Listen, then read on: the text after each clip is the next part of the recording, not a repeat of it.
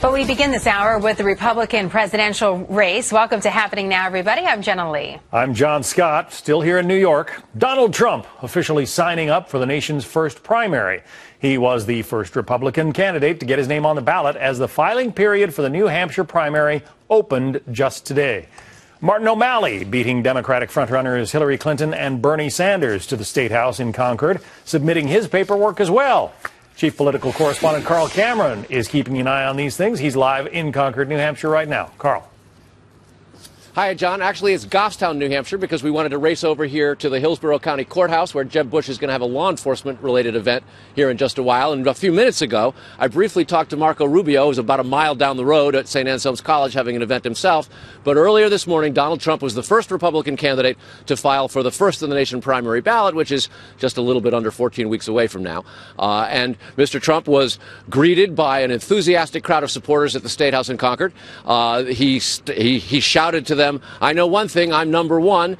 And on the State House steps, he made some remarks and went after some of his rivals. And then he went into the Secretary of State, Bill Gardner's office, where for the last 100 years, candidates have been registering for the first-in-the-nation New Hampshire primary. It takes $1,000 and that's it. No petitions, no necessary signatures from counties or from congressional districts in New Hampshire, just a grant and a willingness to serve.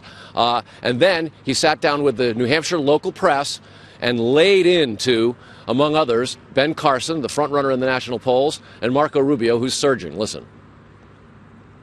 Marco Rubio has a disaster on his finances. He has a disaster on his credit cards. When you check his credit cards, take a look at what he's done with the Republican Party when he had access, what he had to put back in, and whether or not something should have happened.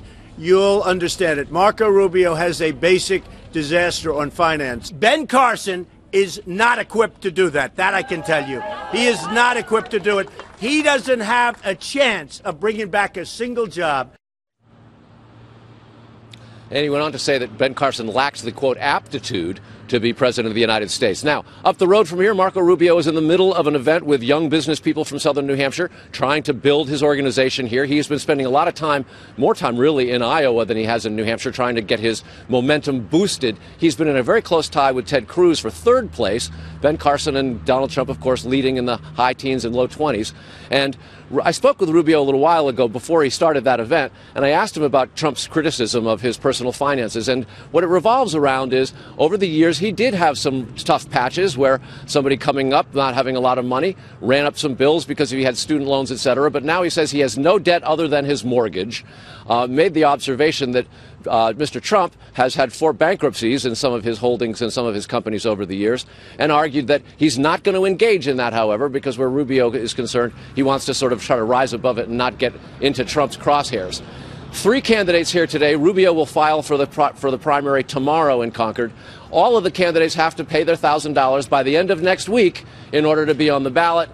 The first primary starting here in New Hampshire 14 weeks from now. So, Carl, Donald Trump is always bragging that he's funding his own campaign. Did he just reach into his pocket and pull out a wad of hundreds to make this filing fee, or did he actually write a check? Well, there's an awful lot of history to this, you know. The desk that they do that business on is itself over 100 years old, signifying the centennial anniversary of the New Hampshire primary.